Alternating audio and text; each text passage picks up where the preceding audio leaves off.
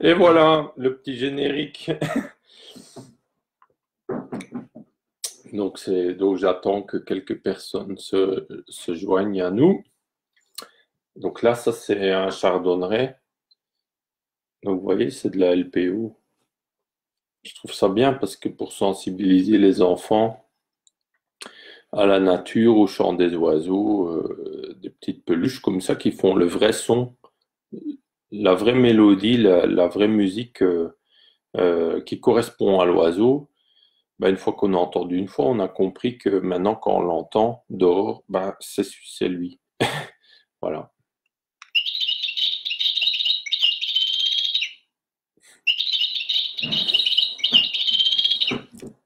Voilà, et il vous dit bonjour. Voilà, bonjour, bonsoir tout le monde. Donc, bonsoir Baptiste de Estru. Ah, c'était à nouveau, je ne me rappelle pas d'avoir lu. Richard, bonsoir Jean-Paul, Louis, bonsoir Ascoual, bonsoir Romain, bonsoir Raymond. Voilà, voilà. Donc ce week-end, j'ai un stage d'électroculture qui se passe très bien. Il y a un groupe très intéressant on va dire, il y a plusieurs géobiologues. Donc c'est toujours intéressant aussi d'échanger avec eux. Voilà, voilà. Donc je vais commencer. Un bonsoir Claude, bonsoir Gisèle, bonsoir Delphine. Donc là aujourd'hui, moi j'ai eu quelques idées en tête à vous partager. Par exemple, comme on a commencé avec les oiseaux et qu'on n'est pas encore au printemps, on entend bien les oiseaux chanter qui commencent. Ils chantent déjà depuis un certain temps déjà.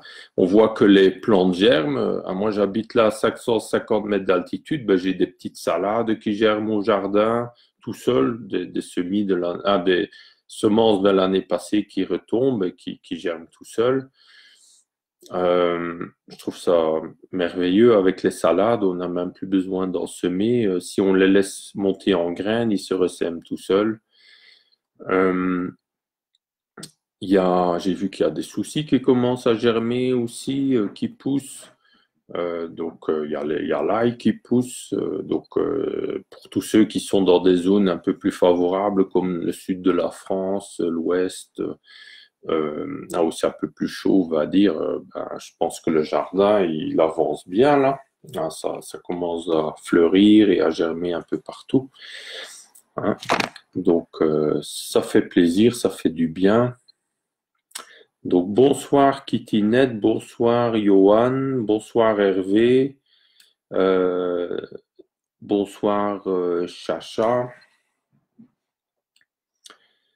Donc, ah oui, et par rapport aux oiseaux, je ne sais pas si je vous ai déjà parlé, je pense, des techniques d'imitation de chants d'oiseaux, d'émetteurs qu'on met dans les champs ou dans les serres. Ça fonctionne très bien en serre, naturellement. Là, je vais vous montrer ça. Donc, ça, c'est une technique qui a été, on va dire, je dirais pas inventée, parce que les oiseaux ne les a pas inventés, hein. Mais disons que la découverte de l'effet des chants d'oiseaux, la découverte scientifique, on va dire que ça date des années, les articles que j'ai trouvés là-dessus, ça date un peu des années 70, dans les années 70. Et après, il y a un indépendant ou un entrepreneur, un peu comme moi, aux États-Unis, qui s'appelle Dan Carlson, qui a développé des petits émetteurs comme ça, vous voyez. Donc, je ne sais pas si vous voyez. Donc, c'est des tweeters, vous voyez. Je ne sais pas avec la lumière. Donc, c'est un petit boîtier noir comme ça. Et après, c'est relié avec un câble, deux pinces crocodile, par exemple. On le relie à une prise 12, à une batterie 12 volts ou un panneau solaire ou même sur une batterie 9 volts, ça fonctionnerait. Je vais essayer là en direct. On verra si c'est vrai ça. Donc, voilà. Je vais vous faire écouter. Comme ça, vous avez... Voilà, j'espère que ça fonctionne. C'est pas sûr. Voilà. Ah. Attendez.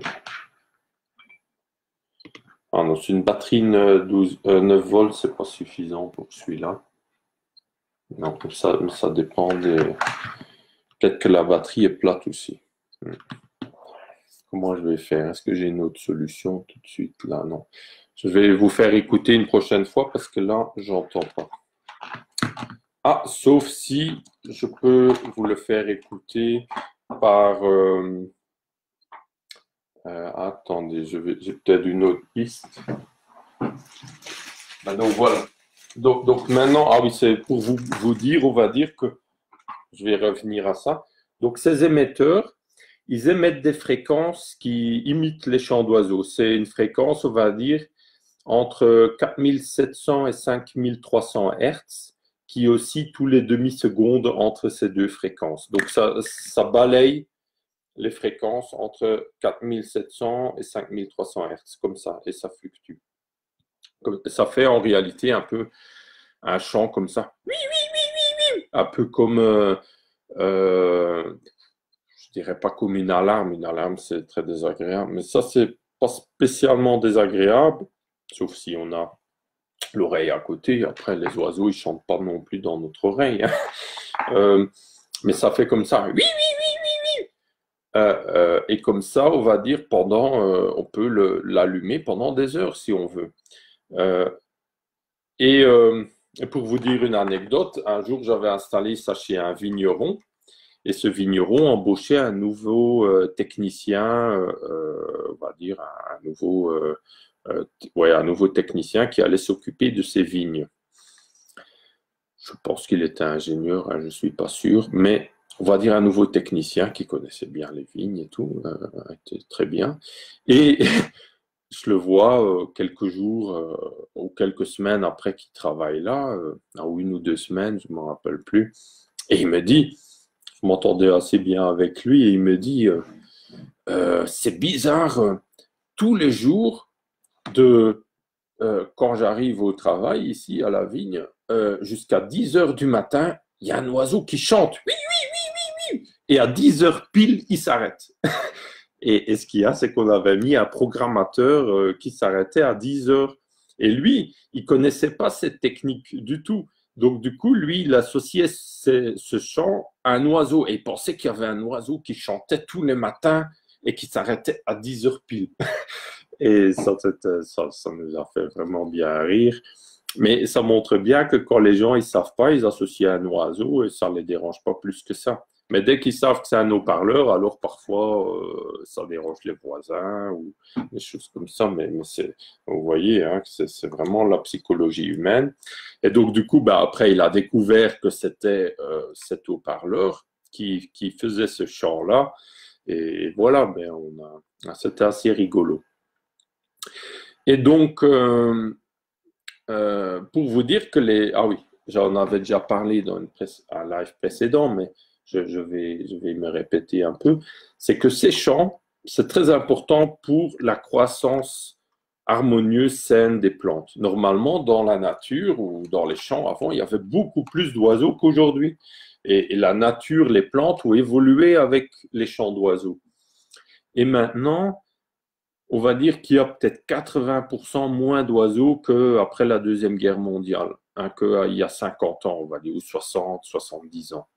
Donc, ça veut dire qu'on est dans un vide sonore aussi. Et ces fréquences, on peut même le prouver sous microscope, quand on met ces fréquences-là, des chants d'oiseaux, hein, donc vous voyez, c'est souvent des aigus. Hein. Vous voyez, ça c'est la petite mésange. Hein, c'est souvent des fréquences assez aiguës, hein, quand même. Parfois, les personnes très âgées, ils les entendent même plus parce que c'est les fréquences aiguës qui s'usent, hein, ou quand on devient sourd, c'est souvent dans les fréquences aiguës le plus vite. Ben, les plantes, quand ils grandissent quand ils baignent dans les champs d'oiseaux, ou ces musiques, ou ces fréquences, on va dire, alors ils vont produire beaucoup plus de stomates, d'ouverture sur les feuilles quand ils grandissent. Donc, je vais vous montrer une image que j'ai retrouvée là dans un document de Sonic Bloom de Dan Carlson. Et Dan Carlson, lui, il était, à imaginer, lui, c'était 20 ans avant moi.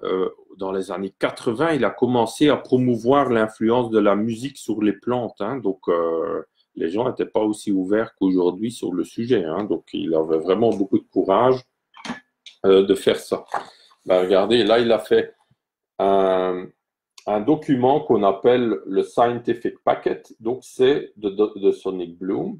Hein, donc, on voit même son entreprise dans le passé, là, dans le Carlson Scientific Enterprises.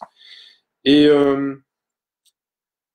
donc, il se base sur des recherches, donc j'ai les articles scientifiques de recherche qui ont été faits au Canada sur l'influence des fréquences sonores sur les plantes, qu'on retrouve dans ma thèse, dans mon mémoire de fin d'études, et que j'ai fait en 99-2000, donc ça commence à dater. Hein. Et donc là, je vais vous montrer des images. Donc ça, après, c'est des copies. Hein. Là, je ne sais pas si vous verrez bien. Je ferai une fois un post sur Facebook là-dessus. Regardez ça, c'est une photographie sous microscope électronique ou une image sous microscope électronique de la surface d'une feuille avec les stomates. Tout ce que vous voyez qui ressemble à des lèvres ou une bouche, ben ça c'est une ouverture de stomate. Je ne sais pas si vous voyez, regardez. Vous voyez là? Vous voyez, ça c'est, vous voyez là près de mon doigt. Attendez, ouais. Vous voyez là, ça c'est une stomate, là encore une autre, une ouverture, là encore une autre, une autre. Vous voyez, et on peut voir comme ça la densité de stomates sur les feuilles, par exemple. Il faut savoir que c'est par les stomates que les plantes respirent. Donc, ils échangent le CO2 et l'oxygène avec l'air, mais qu'ils absorbent aussi. Quand on fait des pulvérisations foliaires, ils absorbent aussi les produits par les stomates. Alors, on peut faire des pulvérisations foliaires avec des produits à base d'algues, des micro-organismes ou les pesticides. Hein. Maintenant, je ne vais pas promouvoir les pesticides, mais quand il y a plus de stomates, ben, la plante absorbe beaucoup plus. Et avec ces champs d'oiseaux, ça crée une résonance avec les stomates, on va dire. C'est comme des petites ouvertures et des cavités derrière. Ça crée une résonance et ça fait comme un effet pompe, comme ça. Vous voyez? Et donc, on absorbe 2 fois plus de la substance avec ces fréquences sonores. On va dire les chants d'oiseaux, c'est naturel. Dans la nature, ça se passe. Un exemple, le matin, vous avez la rosée du matin et les chants d'oiseaux. Voilà, ben, les plantes absorbent une partie de cette rosée et des micro-organismes qu'il y a à la surface des feuilles. Ça les nourrit aussi. Mais si vous avez plus de rosée du matin parce qu'il n'y a plus assez de végétation, qu'il n'y a plus de haies, qu'il n'y a plus de fraîcheur le matin, on va dire, et qu'en même temps, il n'y a plus d'oiseaux, ben, vous ne bénéficiez pas de tous ces avantages. Et, et donc, ce que je voulais dire aussi, c'est que, et ça a été prouvé, donc ça, c'est des images de, regardez, US Department of Agriculture. Ah, donc, c'est vraiment la recherche la recherche agricole des États-Unis. Hein. Donc, c'est comme si on aurait des recherches à l'INRA en France, hein, par exemple. Ben, donc, ça a été mesuré là.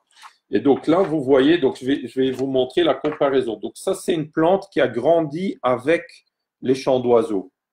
Donc vous voyez la densité des stomates. Et maintenant, je vais vous montrer. Voilà, donc là, ça c'est une plante qui a grandi, qui est témoin. Il y a beaucoup moins de stomates, vous voyez, où il n'y a pas de champs d'oiseaux ou pas de son.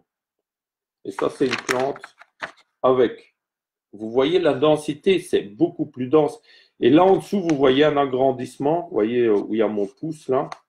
Vous voyez un agrandissement d'une stomate et on voit que le développement ou l'évolution de la stomate est beaucoup plus fine, beaucoup plus développée, on va dire, par rapport à là. Regardez, vous voyez là, beaucoup plus simple, moins développé. Hein. Et ça, c'est un peu, on va dire, c'est quand quand on a un organe, quand on est né avec un organe, quand on ne l'utilise pas, ben, il disparaît. Ce serait un peu si vous êtes né avec des bras, mais que depuis bébé, vous ne les utilisez pas. Ils pendent là et vous ne les utilisez pas. Ben, petit à petit, il n'y aura presque pas de muscles, il n'y aura rien, ça ne va pas se développer.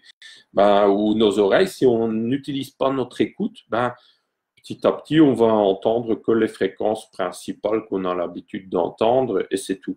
Et on va devenir sourd pour tous les autres. Donc, tout ce qu'on ne développe pas, le sens, ou qu'on ne développe pas l'écoute, ou qu'on ne développe pas la compétence, on va dire, hein, ben, on perd de l'affinité.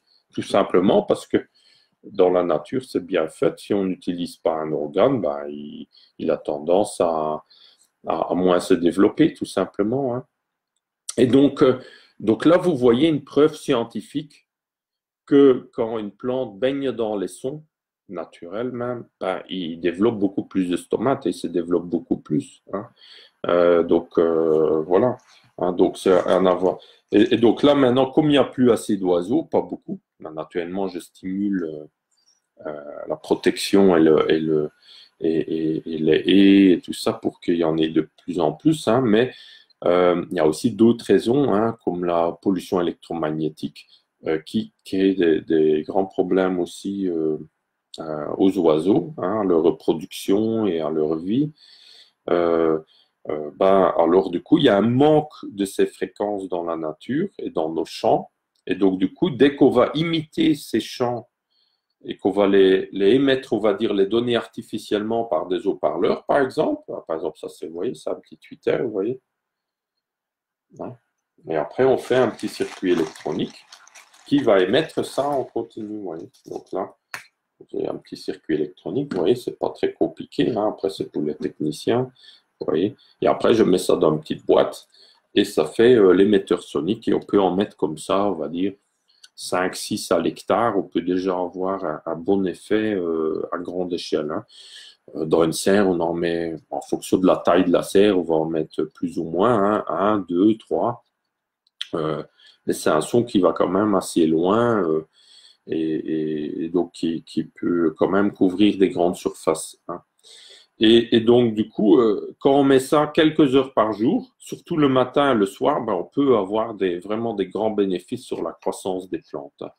Hein. Dans le passé, j'ai fait faire, j'avais embauché, embauché c'est un grand mot, mais j'avais un stagiaire qui a fait quelques mesures et quelques tests de cette technique chez un rosiériste et en maraîchage, et il a vraiment mesuré des très très bons résultats. Et c'est donc une technique très naturelle, sans aucun effet secondaire négatif, sans aucun danger.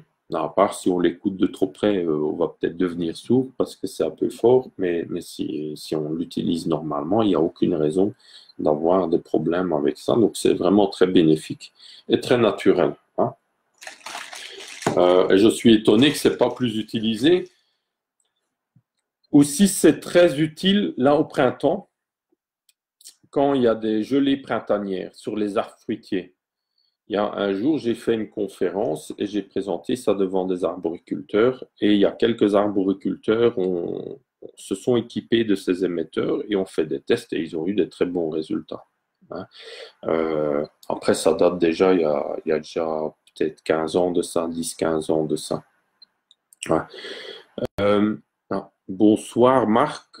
Marc Darlemans, un grand ami de Belgique. Et lui, il est spécialisé dans l'épuration des eaux usées avec les plantes et des bassins. Et il utilise aussi des techniques d'électroculture comme le basalte paramagnétique pour aider à purifier l'eau et les plantations. Donc, si vous avez des questions ou vous êtes intéressé à un projet d'épuration des eaux, lui, c'est un grand spécialiste de ça. Donc, bonsoir Dragan. Ah, c'est l'Italie qui nous rejoint là. Bonsoir Cindy, Canada. Vous voyez, c'est vraiment du monde entier. Bonsoir Andrea. Oui, Andrea, je vais parler de toi ce soir, tu verras. Bonsoir Andrea. Andrew Donnelly, c'est un Italien très motivé, très très passionné par l'électroculture là en ce moment. Bonsoir Éric Mazurier. Donc lui, il est géobiologue en Bretagne, il m'avait dit. Bonsoir, il s'intéresse beaucoup aux tours. Il m'avait envoyé des photos des phares bretons. Et il dit que l'énergie est aussi vraiment particulière. Les vieux phares bretons, ben, il y a des similitudes avec les tours rondes. Donc il y a des choses à découvrir, probablement. Bonsoir Tristan, bonsoir Thierry. Donc je vais un peu lire les questions de terrain. Oui, il y en a qui communiquent entre eux, ça va aussi. Bonsoir Richard, commencé à mettre de la musique classique. Donc Richard a commencé à mettre de la musique classique en 432 Hz plusieurs heures par jour dans sa serre. Ah ben, il va nous en dire des nouvelles. Je pense que ça va donner des résultats intéressants. Il y a un arboriculteur maraîcher dans les monts du Lyonnais. Il a mis de la musique classique l'année passée dans ses serres et il m'a témoigné que ses framboises étaient beaucoup plus grosses que d'habitude. Hein, donc c'est très intéressant ça. En général, les plantes se portent mieux. Il y a même une vigne, un vigneron en Italie qui s'est fait sponsoriser les haut-parleurs par une grosse société d'haut-parleurs. Et il met donc de la musique classique baroque dans toute sa vigne et il a des résultats extraordinaires. J'ai rencontré un étudiant qui a fait un stage là et qui a fait des mesures là. Et quand je lui ai demandé combien de fois il traite contre les maladies, par exemple, parce que souvent en viticulture, on traite beaucoup en général, même en bio. Et alors, le stagiaire étudiant, il dit, il ne traite pas. Il n'a jamais vu traiter, il disait. Il a pas de maladie particulière. Donc, vous voyez, et ça, on a tellement plus l'habitude qu'une plante pousse sans maladie. C'est quand même grave qu'en agriculture, maintenant, on a tellement l'habitude de traiter que quand une plante n'est pas malade ou qu'on n'a même pas traité préventivement et qu'il n'y a pas de maladie, on est étonné, on est impressionné et que normalement, ça devrait être normal. Hein, ça devrait être la normalité, ça. Hein, ben non. Maintenant, on fait tellement de choses de travers que quand ça va bien, on ne comprend pas. C'est un peu paradoxal quand même. Donc voilà, mais voilà, c'est possible. Dragan, tu as des effets, sont beaucoup. Oui, il y a un Italien un jour qui m'a envoyé une recherche qui a été faite avec le 432 Hz. Ils avaient mis de la musique 440 sur des plantes, je ne me rappelle plus lesquelles. J'ai un résultat d'une recherche qui a été faite sur des germinations de haricots. Mais je ne sais pas si c'est la même étude qu'en Italie, à vérifier. Mais ce qui en est sorti, c'est que en 440 Hz, donc ils mettaient un quart d'heure de cette fréquence par jour. Donc c'est pas très long, hein, c'est un quart d'heure, c'est vraiment pas beaucoup. Hein. Et un quart d'heure par jour de juste la fréquence 440 Hz. Et après, ils mettaient un autre groupe, un quart d'heure, mais 432 Hz. Et un autre groupe témoin. Le groupe en 440 Hz, il avait, après un mois, il avait germé et fait des pousses de 3 cm, par exemple.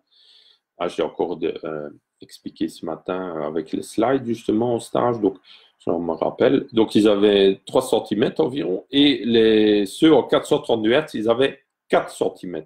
Vous voyez? Donc, ça montrait bien une nette différence positive par rapport aux témoins qui n'avaient que 1-2 cm. Vous voyez, donc c'est vraiment intéressant, c'est que le 440 n'est pas si mauvais en soi. Il n'est pas si mauvais en soi il n'est pas mauvais en soi, mais il est juste moins bon. On va dire 432 Hz, la même musique serait beaucoup mieux, aurait des effets encore meilleurs qu'en 440. Donc, où peut-on acheter un CD comme ça, demande Cindy, ou downloader en MP3. Oui, le son Sonic Bloom, ça, je peux vous le donner en MP3, je peux vous l'envoyer, ça, il n'y a pas de problème, ou le mettre sur mon site. Et ou sinon, je vais aussi vendre des émetteurs comme ça. bientôt. Hein. Donc, vous voyez, ils sont en fabrication. Il faut encore que je les monte dans les boîtiers. Hein. J'en aurai une pré-série d'une dizaine, hein, pour ceux qui veulent tester. Mais vous pouvez aussi diffuser ces fréquences avec des haut-parleurs normaux. Hein, des haut-parleurs normaux, ça consomme déjà tout de suite beaucoup plus. C'est un peu plus compliqué. Ah, compliqué, c'est relatif. Mais ces haut-parleurs, ils consomment vraiment presque rien.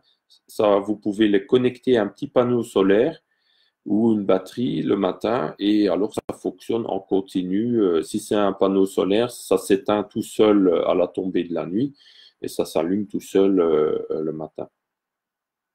Ah oui, pourquoi je parlais de ça aussi par rapport à la saison, le printemps, c'est que ça protège bien contre les gelées printanières. Pourquoi?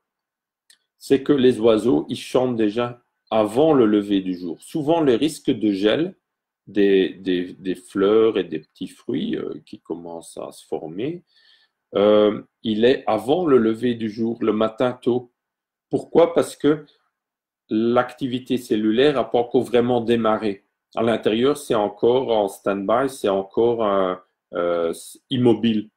Et dès qu'il y a le lever du jour, la lumière qui rayonne sur les feuilles ou sur les cellules des plantes, ça active l'activité cellulaire et il y a un mouvement qui se met en place à l'intérieur des cellules. Et alors, les plantes sont beaucoup plus protégées du gel parce que c'est comme une eau en mouvement, va geler moins vite.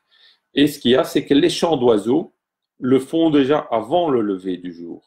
S'il n'y a plus d'oiseaux, après il y a des gelées. Vous voyez, il y a des dégâts de gel. Mais s'il y avait encore les oiseaux, ils chanteraient et il n'y aurait plus autant de dégâts des gelées printanières. Hein, c'est parce que c'est aussi quelque chose d'assez nouveau. Il n'y avait pas autant de dégâts il y a 50, 100 ans.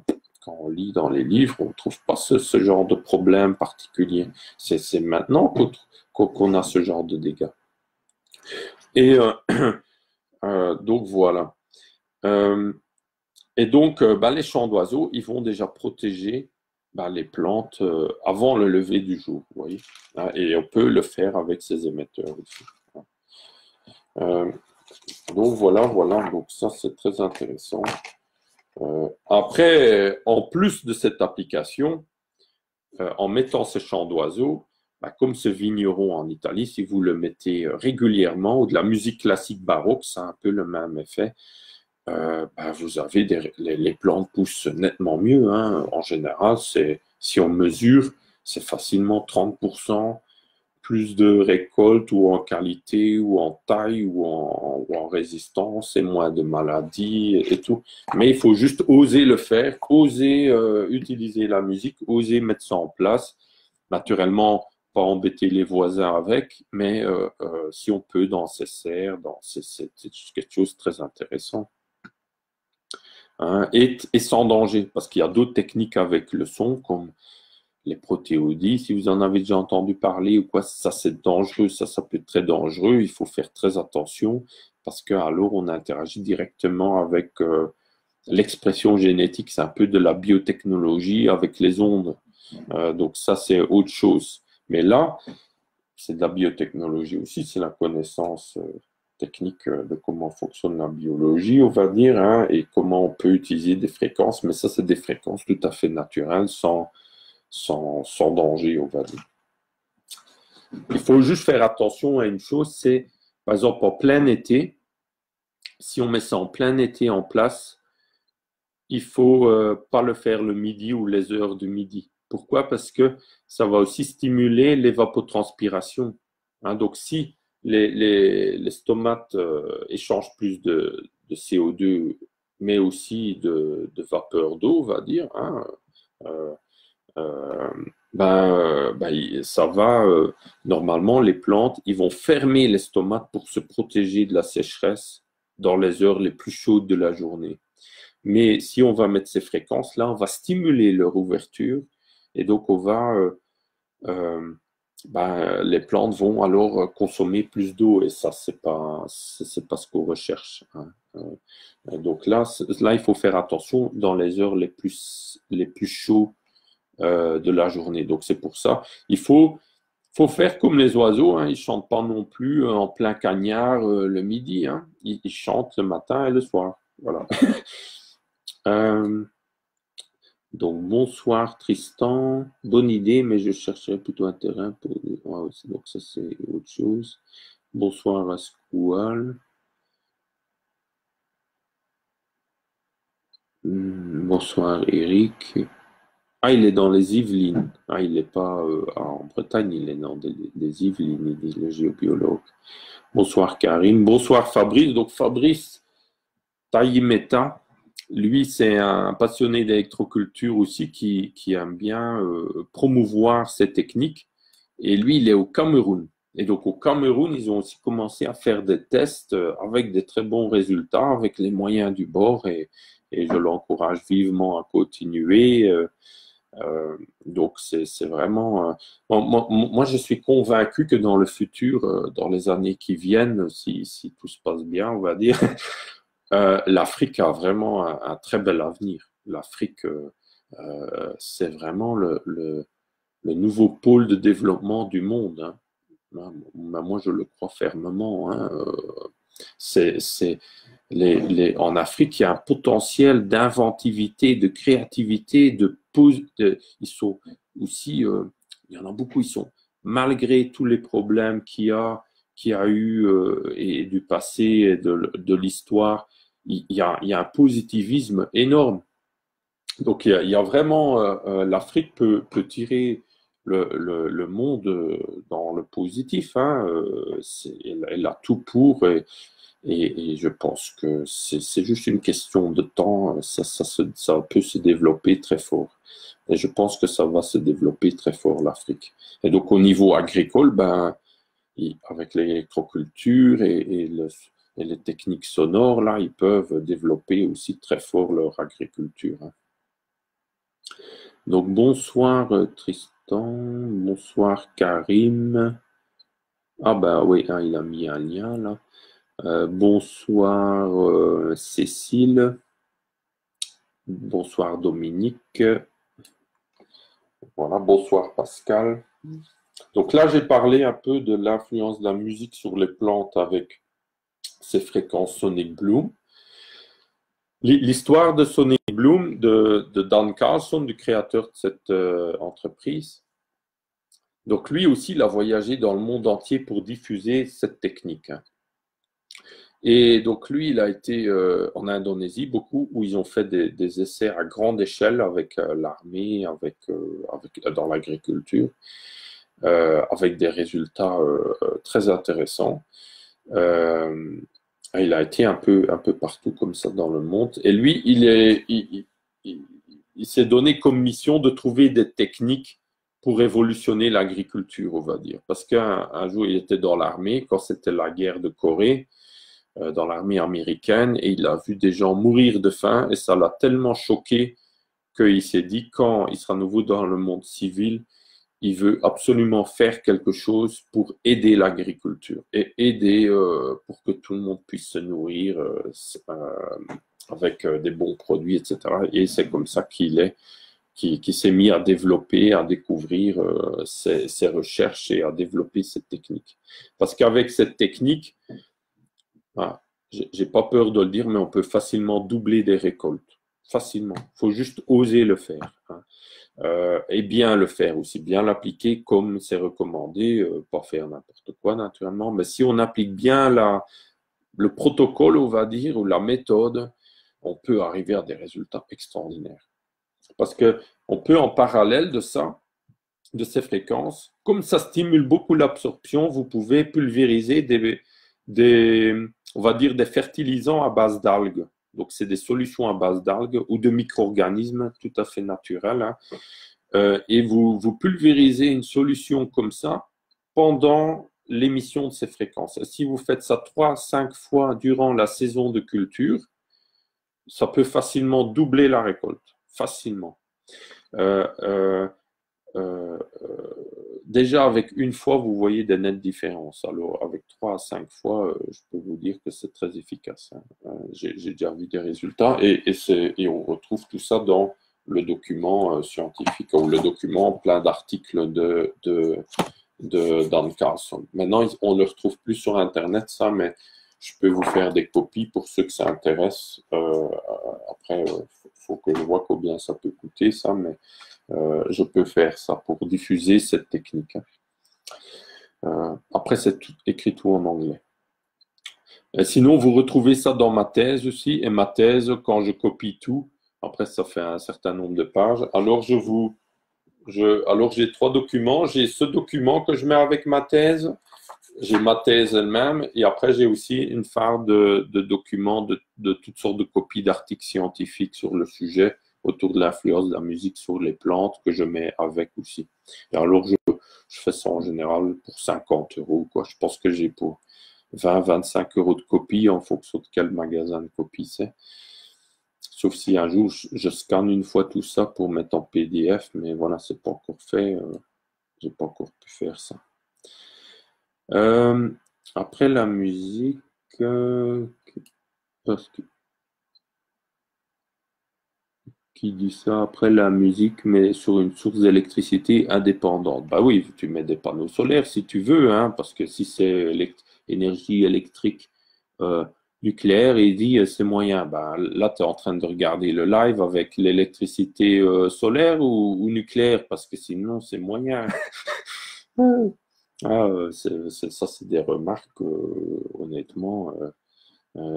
Parfois, il vaut mieux rien dire que de perdre son temps à écrire des choses comme ça. Utiliser dans les côtières de Nîmes. Utiliser. Ah oui, quelqu'un utilise. Oui, j'ai un jour été, c'était pas à Nîmes, mais près de Montpellier, chez un vigneron qui met de la musique baroque dans sa vigne. Et sa vigne est vraiment un endroit exceptionnel parce que c'est vraiment comme avec les collines et la montagne, on va dire, ça fait comme un amphithéâtre. Ah, c'est vraiment exceptionnel. Il fait un vin exceptionnel aussi. Je pense qu'il est en biodynamie. Et en échange, il m'avait offert des bouteilles. Je dois avoir une bouteille là quelque part. Euh, et, euh, et alors, c'était un vin exceptionnel, hein.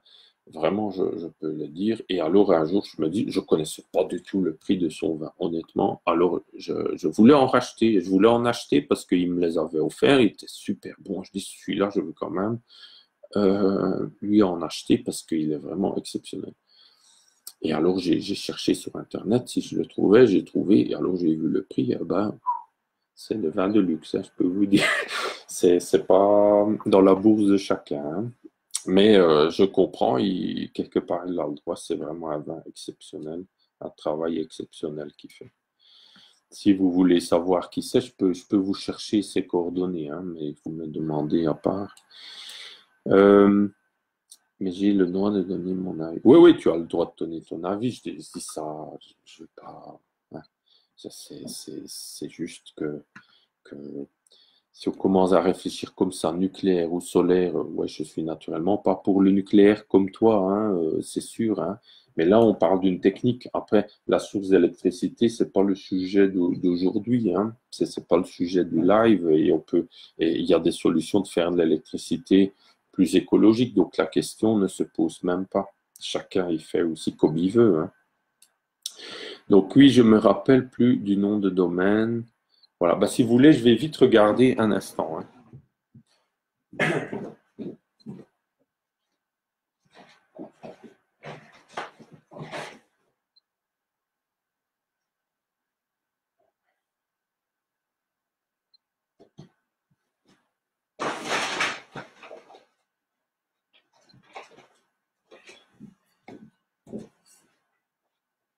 Ah, voilà, j'ai retrouvé la bouteille dans ma bibliothèque parce que je la garde précieusement parce qu'un jour, je vais quand même lui en acheter pour la garder. Et donc là, peut-être qu'il y en a qui connaissent, c'est Xavier et Mathieu Lédogard. Vous voyez? Xavier sans soufre. En plus, sans soufre, hein, est vraiment très, très bio, hein, très intéressant, hein, mais vraiment excellent, hein. Donc, c'est Xavier et Mathieu Lédogard. Donc, vin issu de jus de raisin frais fermenté. culture naturelle des vignes et vinification sans adjuvant, du vin tout simplement. Ben, voilà, ils ont raison de le dire, mais vraiment, leur vin est exceptionnel. Après, je ne suis pas un grand connaisseur, mais je sais quand même reconnaître quand je bois du vin s'il est bon ou pas bon. Et celui-là, j'ai trouvé exceptionnel. En plus, s'il met de la musique en plus, euh, à mon avis, ce sera encore meilleur en plus. Hein. Donc aujourd'hui, ça fait des années, il y a déjà plusieurs années. Hein. Donc,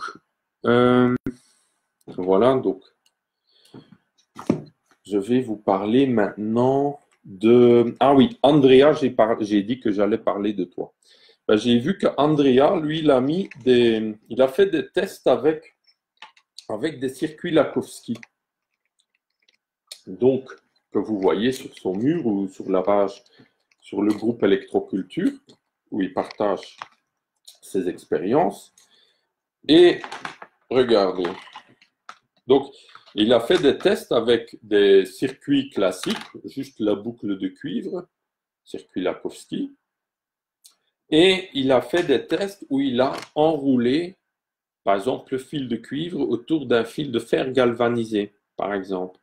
Et alors, je me suis dit, un peu par hasard, j'ai repris le livre de Lakowski, Oscillation cellulaire. J'ai un peu feuilleté dedans, un peu relu à droite à gauche, et il parle justement d'un endroit à un endroit, il parle des effets de différents métaux, et justement, il enroule aussi, il a fait des tests aussi avec un fil de cuivre, avec un fil de fer, par exemple. Et il dit effectivement, sur certaines plantes, l'effet est encore plus fort comme ça. Pas sur toutes les plantes. Hein. Après, pour avoir le détail, il faut lire le livre. Mais ça confirme un peu les recherches ou les mesures que Andrea a commencé à faire, hein, où il voit que avec les mesures électromagnétiques, hein, avec un petit programme de mesure de pollution électromagnétique, on peut mesurer la puissance des ondes captées par ces circuits Lakowski. Donc, ça, c'est très intéressant. Donc, c'est avec Ultimate EMF. Si vous voulez, je mets là dans les commentaires Ultimate EMF Meter. C'est une petite application que vous pouvez charger sur votre téléphone. Si c'est un Android, il y a des choses similaires pour les Apple, les téléphones Apple. Donc, et ça permet de mesurer une certaine interaction avec les ondes électromagnétiques de ces antennes. Après, de là à dire que cette mesure correspond à l'efficacité sur les plantes, c'est encore autre chose. Hein. Ça, c'est encore un autre paramètre, mais c'est quand même un élément en plus de mesure qui est intéressant, qui montre qu'il y a un effet électromagnétique, que ce n'est pas juste un bout de fil qui traîne, qu'il y a vraiment un effet. Voilà. Donc ça, je voulais vous montrer parce que c'est des expériences intéressantes à faire aussi, de combiner les deux. Maintenant, moi, j'avais déjà commencé à faire avec Loïc. Loïc avait aussi commencé à faire des petits tests comme ça il y a quelques années. Moi aussi, je n'ai pas vu vraiment une grande différence. Alors, voilà, moi, je continue tout simplement avec les circuits simples. Hein. Mais voilà, on peut toujours améliorer. Pour vraiment être sûr, il faudrait vraiment faire des tests comparatifs. Hein. Je vous conseille aussi si vous avez de l'eau d'arrosage, n'hésitez pas à mettre un circuit Lakowski autour de votre arrosoir ou votre réserve d'eau. Hein. Ça fonctionne très bien sur l'eau aussi. Hein. Voilà. Tout simplement. Même la bouteille de vin, vous pouvez aussi mettre dans un circuit Lakowski ou votre verre et comparer, vous allez sentir la différence. Moi, je vous le dis. C'est comme quand vous mettez un verre de vin dans la pyramide, vous sentez aussi tout de suite la différence. Voilà. Après, j'ai aussi fait sur le principe de Lakowski, j'ai aussi fait des bracelets, par exemple, vous voyez. Et donc, ces bracelets, c'est avec du fil de terre que j'ai resserré et après que je mets des boules de bois de hêtre au bout que je colle dessus. et ça fait un effet Lakowski en bracelet. Et en plus, ça fait l'effet harmonisateur cuivre-être dont j'ai déjà parlé aussi pour harmoniser les outils en fer, par exemple. Où est-ce que j'ai mis ça? J'ai plus d'harmonisateur ici, j'en avais un. Où est-ce que j'ai mis? Je ne l'ai plus ici, je l'ai en bas. Désolé. Mais donc, l'harmonisateur, ça c'était basé sur les recherches que quand on travaille le sol avec des outils en cuivre ou en bronze, ça garde beaucoup plus la fertilité du terrain que quand on travaille le sol avec des outils en fer. Et alors, on avait découvert que, un agriculteur hollandais a découvert que quand on met une petite pièce d'une combinaison de cuivre et de bois de hêtre, donc de l'essence hêtre, donc de l'arbre hêtre, que ça crée une combinaison énergétique qui neutralise l'effet négatif du fer. Donc vous voyez, comme ça permet de garder les outils en fer, mais tout en ayant les avantages des outils en bronze. Il faut savoir qu'un outil en bronze, le même outil en bronze coûte souvent 10 fois plus cher que l'outil en fer. Alors si on peut garder ces outils en fer et sans avoir les effets négatifs du fer, c'est naturellement intéressant. Et là, dans ce bracelet, je combine les deux. Donc je mets des perles de bois de hêtre plus le cuivre du circuit. Donc, ça fait l'harmonisateur cuivre-hêtre et en même temps, ça fait l'effet circuit Lakowski. Vous voyez, du bracelet. Voilà. Et ça fonctionne très bien. Voilà. Mais moi, il y a des moments où je le porte souvent, des moments pas. Ça dépend si je pense à le mettre. Mais quand on est un peu fatigué ou qu'on a un peu des problèmes de santé, ça peut aider beaucoup. Après, je fais aussi des ceintures comme ça, regardez, avec des boucles, vous voyez. Et ça, c'est du fil de haut-parleur, vous voyez, plat, avec plusieurs brins. Donc, c'est comme vous en avez 4, vous voyez, il y en a 4. Et donc là, qu'est-ce que je fais? Je connecte ça à une boucle, tout simplement. Donc là, souvent, moi, je coupe la ceinture à un multiple de la coudée royale, qui fait 52,5 cm. C'est une mesure ancienne égyptienne. Et donc, moi, je coupe ça ou à 2 coudées royales ou 3 coudées royales. Parce que souvent, quand on respecte des mesures anciennes comme ça, c'est aussi un effet de résonance, un effet souvent multiplié quand on utilise ça dans les mesures aussi. Quand on construit quelque chose, c'est souvent intéressant. Ça, c'est souvent plus puissant. Et donc là, vous avez une boucle comme ça. Vous voyez? Tout simple. Ouais. Et donc ça, c'est les ceintures que je vends aussi sur mon site internet, mais que vous pouvez bricoler vous-même. Même un simple fil de cuivre dans votre pantalon, hop, ça fait l'effet circuit Lakowski. Ça fonctionne. Mais avec une boucle, c'est plus pratique. Et donc, vous voyez, après, voilà, c'est superposé.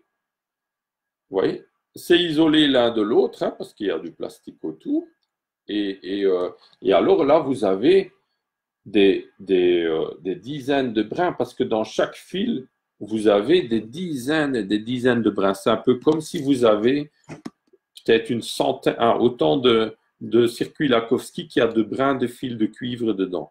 Vous voyez, donc c'est assez puissant, c'est vraiment très puissant. Donc ça, on peut mettre autour de soi.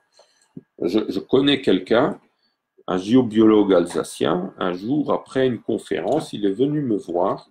Je faisais une conférence sur toutes ces techniques.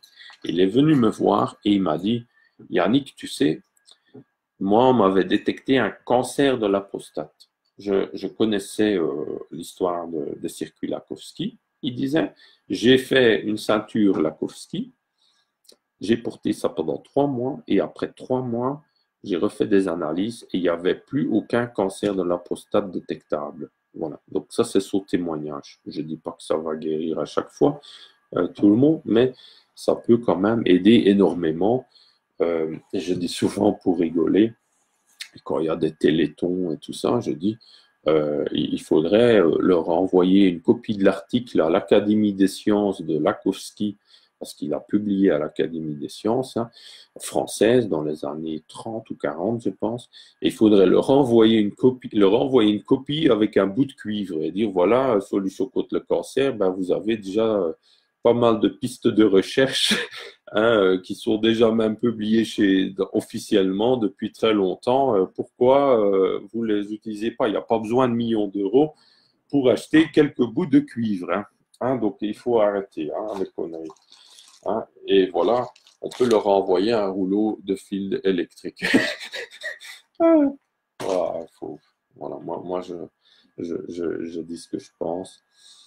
Et maintenant, il faut faire attention parce qu'on n'a plus tellement le droit de dire ce qu'on pense. En France, c'est un peu quand même une dictature quand même, de la pensée. Mais je dis toujours, on a encore le droit de parler de fruits et légumes. Donc là, on parle de fruits et légumes. Donc, pour revenir à... Donc, on a vu les circuits Lakowski, on en a parlé. Ah oui, il faut savoir que Lakowski, dans les années 30, il a diffusé, mais pas 10, pas 100, par 1000 bracelets. Et il faisait des colliers aussi. Non, mais c'était diffusé par centaines de milliers de bracelets et de colliers, selon ce qu'on lit dans des articles. Donc, c'est vraiment quasiment tous les médecins diffusaient ça. Et après, presque du jour au lendemain, il y a eu la guerre et après la guerre, on n'en a plus parlé. Oui, c'est énorme toute la censure qu'il y a eu avec la guerre. Et pareil, le 432 Hz, la musique en 432 Hz, pareil. Avant la guerre, c'était courant et après la guerre, on n'en parle plus, c'est fini, tout 440. Vous voyez? Donc c'est énorme toute la censure qu'il y a à chaque guerre. Il y a eu des recherches d'électroculture aussi au CNRS dans les années 20-30, qu'on retrouve dans les livres, dans des encyclopédies de cette époque. Et pendant la guerre, aussi comme par hasard, les archives, ils ont brûlé, etc. Comme on voit aussi dans les guerres aujourd'hui, dans les pays, souvent, les musées sont les premiers à être dévastés ou les grandes écoles à brûler. Donc, vous voyez que c'est vraiment... Les guerres, c'est vraiment quand des puissances étrangères essayent de réécrire l'histoire, de détruire le passé d'un pays, leur histoire, pour après réécrire l'histoire à leur façon, comme ça leur plaît. Donc c'est vraiment, et on voit ça au niveau agricole aussi. On voit ça que c'est dans tous les domaines de la société. Donc bonsoir Florent. Bonsoir Nicole. Oui, Nicole, donc la boucle est faite de cuivre ou autre. Oui, les meilleurs résultats, on va dire général, c'est en cuivre. Maintenant, Lakowski a fait beaucoup d'essais aussi avec des combinaisons de métaux.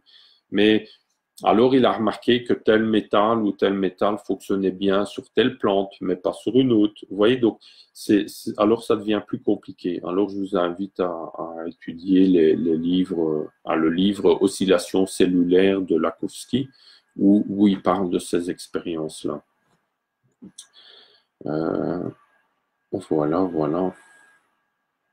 Ouais, donc qu'est-ce que je voulais encore vous montrer? Ah ben ça c'est le livre Oscillation cellulaire de Lakowski. Vous voyez? Recherche, je ne sais pas si vous voyez. Ouais, voilà. Donc ça c'est vraiment intéressant comme livre. C'est un des livres, je trouve, les plus intéressants dans le domaine de l'électroculture. Ah oui, je voulais vous parler de la tour ronde aussi. Mais avant de vous parler de la tour ronde, je vais vous parler de... Ouais. Vous voyez là, j'ai une tour là, vous voyez derrière moi là. Je vais vous en parler tout de suite après. Ah oui, donc là, ça c'est l'antenne type paratonnerre. Vous voyez? Hop. Vous avez... donc ça, c'est ce que je vois sur mon site que je fabrique. Donc, mais vous pouvez aussi bricoler vous-même avec des bouts de fil. Mais voilà, c'est pour vous montrer, pour ceux qui veulent acheter quelque chose tout prêt, facilement utilisable. Vous avez donc un bouquet de fils de fer galvanisés qui sont soudés ensemble sur un tube de fer. Maintenant, les nouveaux que je fais, le tube, il est cuivré maintenant, au cuivre. Hein, donc, il n'est pas en cuivre, mais il y a une couche de cuivre dessus. Hein, donc, ils sont encore améliorés. Et donc, je me base sur les recherches de livres ou des brevets de Justin Christoflo. Et là, vous voyez qu'il y a le système Christoflo, encore un peu plus compliqué, mais je fais au plus simple. Donc, il y a l'effet paratonnerre, donc il y a l'effet des tiges. Donc, après, vous les étendez comme ça, vous voyez. Mais pour le transport, c'est resté ensemble, hein, mais après, quand vous l'installez, c'est prêt à glisser sur un tube. Donc, c'est un tube que vous glissez sur un fer à béton, par exemple, et après, vous le serrez, vous voyez, avec ces écrous, tout simple. Et après, là, vous voyez, j'ai mis une tige. Et ça, vous orientez nord-sud avec la tige vers le sud de la Terre. Et j'ai mis un aimant pour le magnétiser plus vite encore. Parce que dans l'appareil de Justin Christoflo, il avait mis une tige en fer qui était mis nord-sud, et alors ça se magnétise naturellement avec le champ magnétique terrestre. Ben là, ça c'est encore augmenté, on va dire, avec le champ magnétique de l'aimant qui va accélérer ce processus.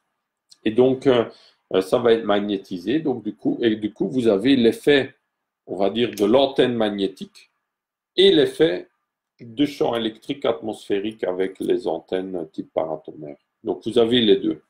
Et ce qu'il y a, c'est que Justin Christoflo, quelques années après, dans les années 30, il a développé un système qui est complètement enterré. Et donc, c'est un peu comme s'il aurait enlevé cette partie-là et qui garde que le côté magnétique, on va dire, qui est enterré. Parce que là, ça peut être enterré, ça n'a pas besoin de l'énergie atmosphérique.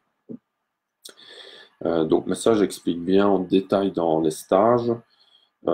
Et j'ai aussi un appareil comme ça qui était complètement enterré, que j'ai pu récupérer, que je vous montrerai dans un de ces lives. Hein. Parce que là, je ne l'ai pas au bureau, il est dans l'atelier. C'est une pièce de musée que j'ai pu récupérer de Roland Verlaine, qui est le co-auteur du livre Électroculture et énergie libre. Et il y a une photo de l'appareil donc dans le livre, et j'ai pu le récupérer de chez lui. Là, j'ai dû lui racheter quand même. Mais voilà, c'est pour voilà, c'est comme pièce de musée pour inspirer tous les électrocultivateurs qui viennent en message et qui viennent me rencontrer et qui viennent voir cet appareil. Donc voilà, après moi j'ai fait tout simplement des petits aimants enrobés de cire d'abeille parce que la cire d'abeille ça a aussi un effet antenne cosmique, on va dire, on va y revenir plus tard, un autre jour, et relié au fil de fer galvanisé, vous voyez. Là, comme ces antennes qui étaient aussi reliées à un fil de fer galvanisé. Donc vous voyez, ça fait... vous voyez qu'il y a une évolution entre les antennes type paratonnerre et les antennes complètement enterrées. En réalité, ce complètement enterré, c'est une évolution des antennes type paratonnerre. Mais c'est une évolution, c'est une optimisation pour faire encore plus simple et plus efficace, dans le sens que c'est beaucoup plus facile à installer. Hein, c'est beaucoup plus facile et beaucoup plus pratique.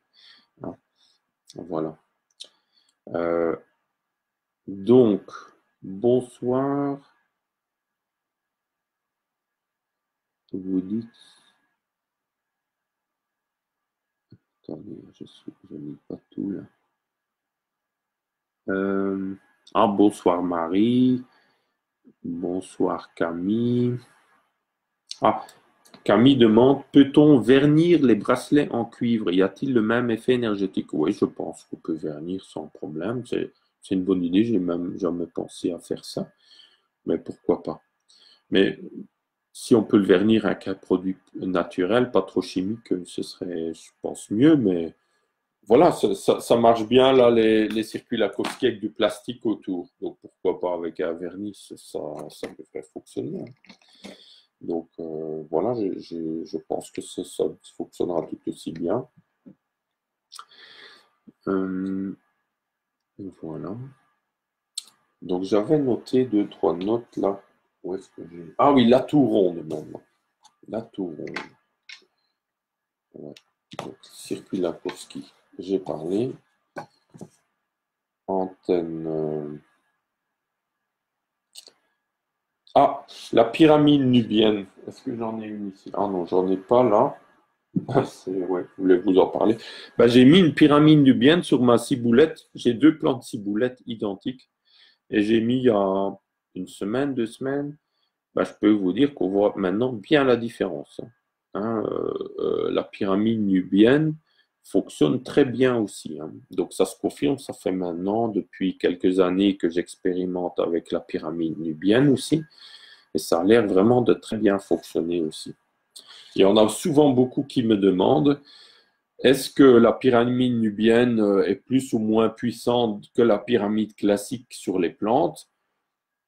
Jusqu'à présent, je n'osais pas trop affirmer si l'un est plus puissant que l'autre. Je disais toujours qu'on a plus d'expérience de par le passé et par les livres et par la pratique de la pyramide classique sur les plantes, hein, que la pyramide nubienne. Ça fait que depuis quelques années que j'ai commencé à faire ça.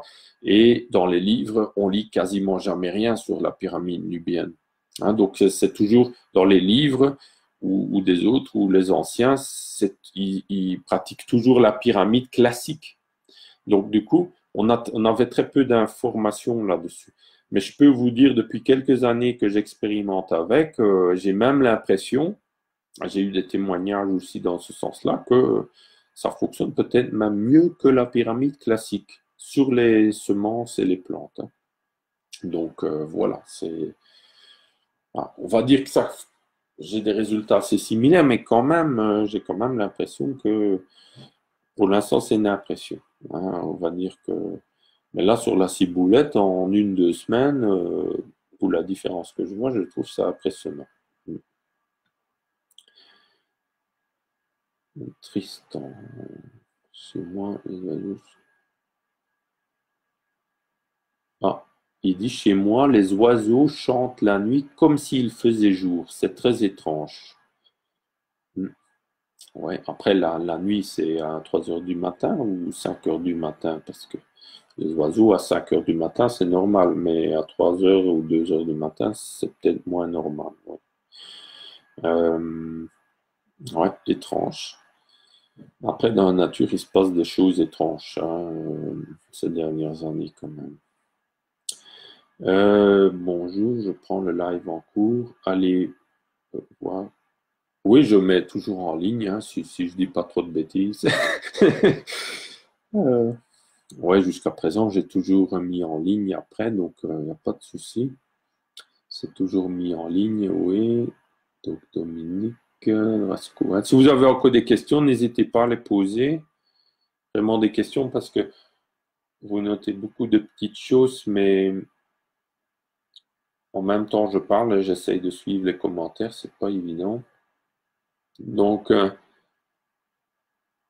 oui, dans les antennes paratonnerres, donc Tristan demande, c'est du zinc, bah, c'est du fer galvanisé. Et galvanisé, ça veut dire qu'il y a une couche de zinc sur le fer pour le protéger de la rouille. Donc, c'est en réalité, vous avez du zinc et du fer.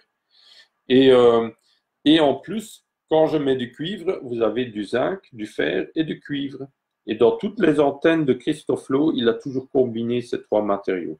Voilà, dans quasiment tout ce que j'ai vu de lui. Donc c'est intéressant, je pense. Parce que lui, Christophe Lowe, il explique l'électroculture aussi plus d'un côté géobiologique. Il dit que le cuivre va attirer certaines énergies, le zinc va attirer certaines autres énergies, le fer certaines autres, et que c'est très complémentaire. Vous voyez? C'est un peu comme on dit, les hommes viennent de Mars, Mars c'est le fer, et les femmes viennent de Vénus, Vénus c'est le cuivre, et la Terre serait le zinc. Vous voyez? Donc c'est intéressant. La zinc c'est aussi très important pour la fertilité, justement. Hein, donc pour les enzymes autour de la fertilité, même la fertilité humaine. Hein, quand un homme a des problèmes de fertilité, souvent il a un manque de zinc. Hein, souvent. Hein. Donc, ou un animal en général. Hein. Donc le zinc est aussi très important. le cuivre aussi, et le fer aussi. On a besoin, en réalité, dans la nature, d'un peu de tout, hein. Donc, pour maintenant venir ouais, donc, à la tour, on va finir avec ça.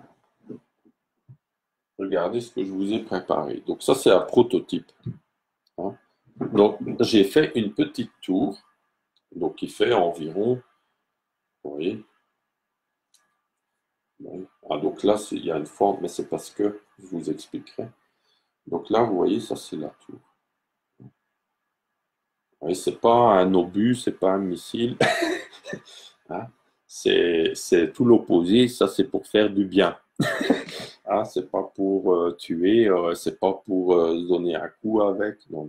C'est pour mettre dans ces plantations et ça crée une sorte donc, comme on voit bien dans les ondes, hein, dans les recherches de Phil Callahan. Est-ce que j'ai un livre de lui là? C'est pas juste à proximité, je regarde encore une fois là. Ah non, c'est c'est pas ici au bureau. Euh, donc, euh, donc là, comme j'avais dit la semaine passée, j'ai découvert là, ou redécouvert, parce qu'il y en a peut-être d'autres qui ont aussi découvert, hein, que l'angle là, ça fait 51 degrés, cet angle. Donc cet angle-là.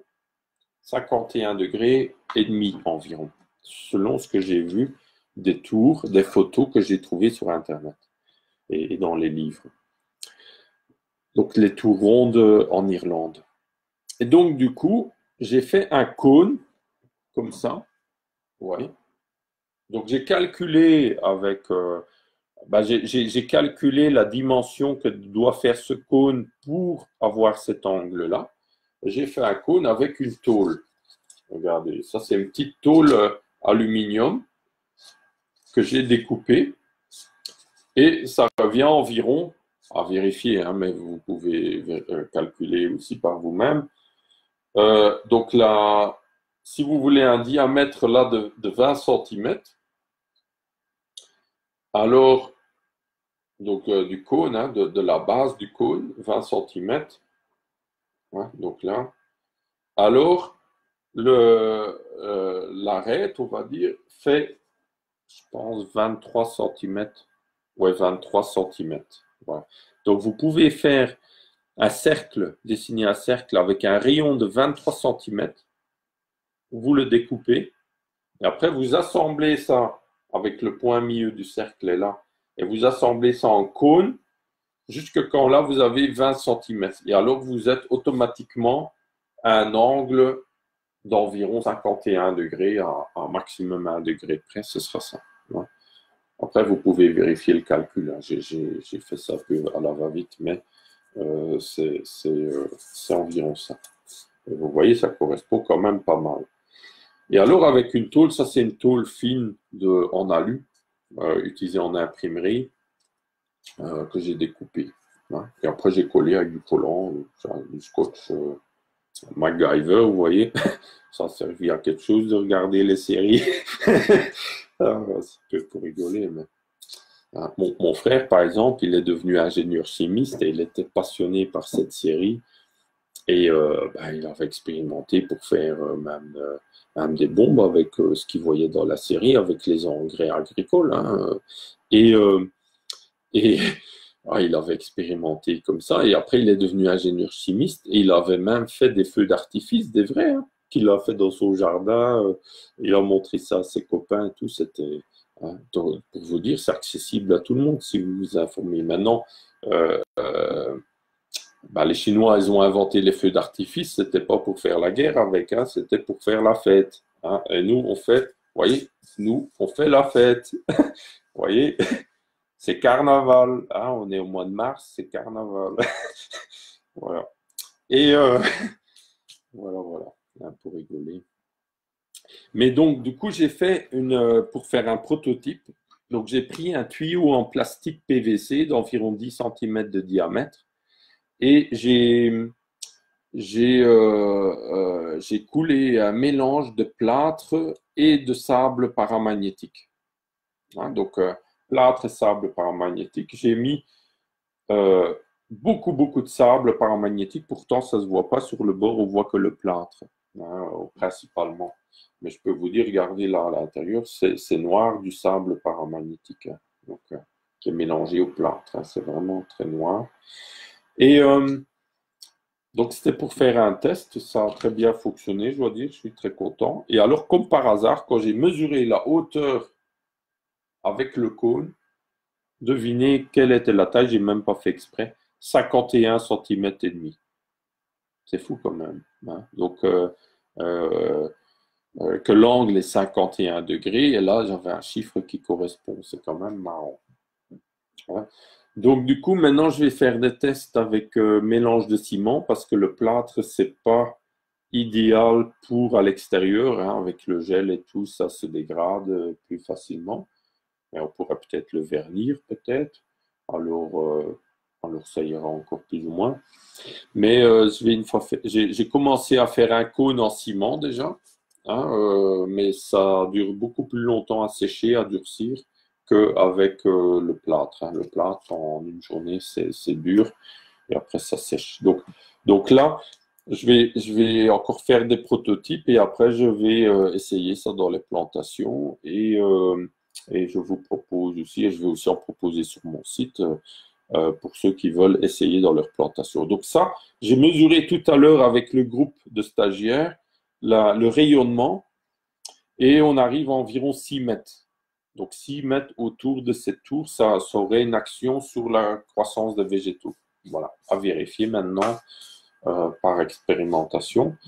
Mais c'est quand même pas mal, 6 mètres, hein, ça fait quand même une bonne petite surface, hein. Ah, pour une tour de 50 cm de haut environ, c'est quand même intéressant. Donc voilà, c'est à expérimenter. Ah, vous pouvez aussi faire vous-même. Ben, vous faites un tube. Donc là, j'ai aussi un peu respecté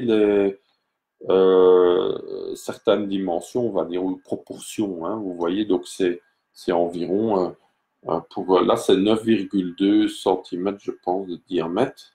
Et là, c'est environ, jusque-là, c'est 51, mais jusque-là, c'est environ 50 cm. Donc, c'est un peu plus de x5. Le diamètre x5, ça vous donne un peu la hauteur environ, hein. Donc, ça, c'est un peu la proportion. Voilà, donc comme ça, vous avez vu ça. Je crois énormément dans ces tours. Après, on peut le faire à grande échelle avec des grands tuyaux en grès qu'on remplit de basalte, hein, pour faire des hectares. Et donc, et je crois beaucoup dans ces tours et à la mise au point et à améliorer la technique de ces tours parce que je pense que ça a un très gros potentiel pour l'agriculture. Par sa simplicité de fonctionnement, sa simplicité d'installation et les résultats qu'on peut en obtenir, hein. Donc, c'est vraiment, j'ai encore relu dans un livre où il témoigne des résultats obtenus avec ces tours, dans le livre de Alana Moore, une géobiologue australienne, où ils ont fait beaucoup d'expériences aussi avec ces tours et c'est vraiment très intéressant. Et ce que je vois aussi chez mes clients, hein, ou avec mes clients en électroculture, euh, les résultats que j'ai en retour des témoignages, c'est très intéressant. Parfois, il y a des cas où on n'a pas vu de résultats. On ne sait pas toujours pourquoi. C'est pour ça qu'il faut continuer à améliorer, à essayer de comprendre le fonctionnement. Et c'est vraiment très intéressant. Voilà, voilà. Donc là, on a fait un peu le tour, hein. Je vais regarder les, euh, les questions. Tout ronde. Quels sont les matériaux à prendre? Ben, il faut une roche paramagnétique. Ça peut être de la lave, du basalte. Et après, on mélange par exemple avec, si on veut faire comme ça couler, comme j'ai fait ce petit prototype, bon, alors on peut le couler avec du ciment ou du plâtre si on veut, hein. Et sinon, on peut remplir un tuyau et mettre le basalte ou la lave en vrac dedans. Et après, fermer le tuyau avec un cône comme ça, par exemple en ciment et basalte. Vous voyez? Il faut que la roche soit très paramagnétique, hein. Donc ça peut se mesurer. Mais en général, les basaltes et les laves sont assez paramagnétiques. Euh, Et donc, on fait ça avec souvent des roches volcaniques.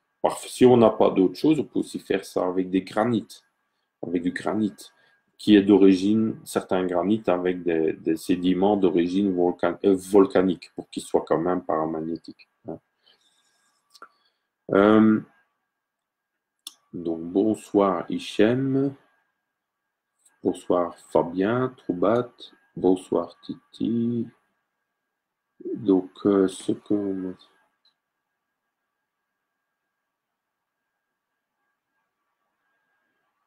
Tinette dit, ce que vous nous montrez avec ce cône et cet angle très significatif correspond bien aux mesures des bâtisseurs avec la palme et l'empan. Ah, très intéressant. La pyramide et cône sur la tête. Ah ben c'est carnaval, là.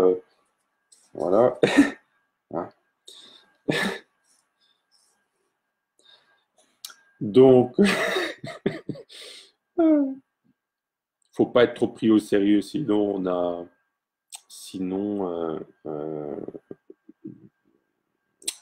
ceux qui se prennent trop au sérieux, ben ils ont des problèmes avec l'État, parce que l'État, ben il il fait difficile à ceux qui se prennent au sérieux. Ah, oui. Si on dit pour rigoler, on va développer, on va révolutionner l'agriculture et développer un tas d'alternatives qui vont rendre obsolète l'agrochimie, on le dit en rigolant, bah, ils ne nous prennent pas au sérieux, ils nous laissent faire. Mais si on commence à faire ça sérieusement, alors ils ne vont pas aimer. Mais nous, on aime bien. Voilà. Et donc, nous, on continue à développer l'électroculture. Hein. Et après, petit à petit, si vous êtes de nombreux agriculteurs à vraiment mettre en place plusieurs techniques d'électroculture, les autres agriculteurs, ils vont voir vos résultats et petit à petit, ou ils vont suivre ou ils vont faire faillite parce que vous aurez de bien meilleurs résultats, tout simplement. Après, on continue pas à faire de travers. Après, on essaye de faire bien aussi, ou sinon, on arrête. Sinon, on fait autre chose. Voilà. Donc, il y a des chances que l'impact... Ah, oui, Ktinet dit 51,5 cm, 51,5 degrés. Il y a des chances que l'impact alentour soit de 6,18 mètres. Une question que je te renvoie. Pourquoi tu penses 6,18? Comment tu arrives à ce chiffre? Parce que c'est effectivement ce que j'ai mesuré, que c'est environ 6 mètres. Après, c'est à la louche, et j'ai mesuré ça en faisant des pas et avec mes baguettes de sourcier. Hein. Donc, c'est très intéressant. Kit des toitures des moulins. Voilà. Au début, moi, je pensais que l'angle de la pyramide, l'angle du cône des tours rondes allait être... Je savais qu'il y avait un lien avec les pyramides, mais je pensais que ça allait être l'angle comme l'angle de la tête de la pyramide nubienne. Ouais. Mais en fin de compte, c'est un angle qui est entre les deux, entre la pyramide classique et la pyramide nubienne, et c'est en réalité un angle qui correspond entre la base de la pyramide classique et la face. Donc, il y avait quand même un lien avec les pyramides. Donc, j'avais une bonne intuition de départ déjà. Donc, il faut toujours suivre ses intuitions. Il y a toujours des pistes très intéressantes. On n'a pas des intuitions par hasard. Hein. Ça n'existe pas le hasard. Et pente du basalte, en plus de la tour, oui, c'est naturellement, je conseille ça aussi, hein, dépendre du basalte autour. On a remarqué que, ça c'est un géobiologue qui avait remarqué, qui m'a témoigné ça, parce que moi je conseillais à épandre du basalte autour des arbres fruitiers et des arbres, et il m'a dit que si on épand le basalte en rond autour de l'arbre, il y a plus d'effet que si on l'épand partout homogènement autour de l'arbre. Et donc, du coup, j'ai fait ça. J'ai fait ça sur un tilleul chez moi, qui avait toujours une maladie, comme des cloques sur les feuilles. Et alors, j'ai fait un cercle en basalte autour de ce tilleul. Effectivement, radiesthésiquement, on sent que ça a plus d'effet encore. Pourquoi? Je ne sais pas. Il y a peut-être une sorte d'effet de champ d'énergie. Et cette année-là, donc c'était l'année passée, je n'ai pas eu aucun signe de maladie sur ce tilleul. Vous voyez, et pourtant, ça faisait déjà 5 ans, presque 5 ans que j'observais ce tilleul. Il avait toujours cette maladie ou ce problème, et là, il ne l'avait pas. Donc, c'est très intéressant. Donc, on voit que par les témoignages des uns et des autres, on apprend énormément de choses et ça permet de progresser. Donc, c'est en échangeant là, nos expériences dans nos jardins, dans nos champs, qu'on a bien des résultats et qu'on peut progresser. Justement, il serait intéressant de voir un peu plus précisément qu'au pif, mais il y a de fortes chances, oui. Oui, naturellement, très bien, merci. Bonsoir Bergeronnette. Bergeronnette, donc justement, on parle des oiseaux. Voilà, donc si vous avez encore des questions, n'hésitez pas, parce que je vais clôturer, je pense, là pour ce soir.